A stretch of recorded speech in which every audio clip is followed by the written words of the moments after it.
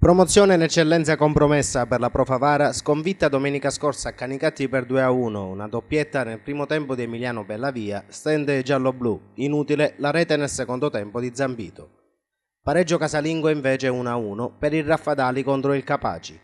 A 2 sole giornate dal termine, i gialloblu di mister Farrugia, per ottenere il prestigioso salto di categoria, devono necessariamente vincere entrambi i match, a partire dallo scontro diretto di domani in programma allo stadio Bruncolleri di Favara proprio contro la capolista Raffadali.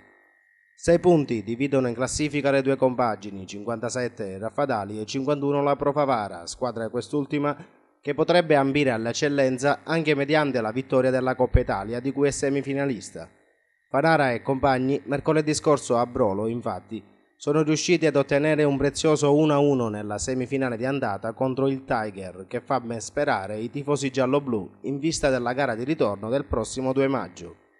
Al Carlotta Bordonaro di Canicattì, però, la ripresa del campionato, fermo dallo scorso 25 marzo, ha fortemente influenzato le ambizioni di vittoria del torneo dei giallo-blu.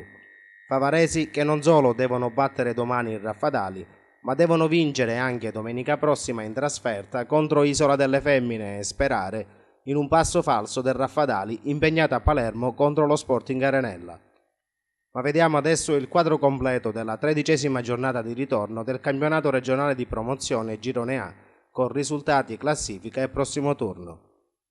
Ciminna, Borgate Terranove 2-0, Villabate Campobello di Mazzara 2-9, Aragona Ciangiana 1-0, Raffadali Capaci 1-1, Isola delle Femmine Strasatti 2-1, Salemi Prizzi 2-0, Canicattì Pro Favara 2-1, Sciacca Sporting Arenella 1-0, la classifica.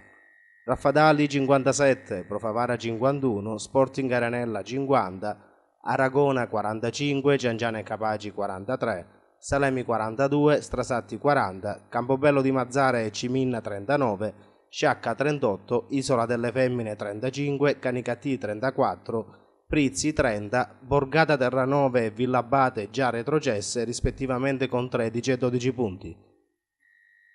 Gli incontri di domani: Strasatti Aragona, Salemi Borgata Terranove, Sporting Arenella Canicattì, Campobello di Mazzara Ciminna, Ciangiana Villabate, Capaci Isola delle Femmine, Prizzi Sciacca e il big match Pro Favara Raffadali.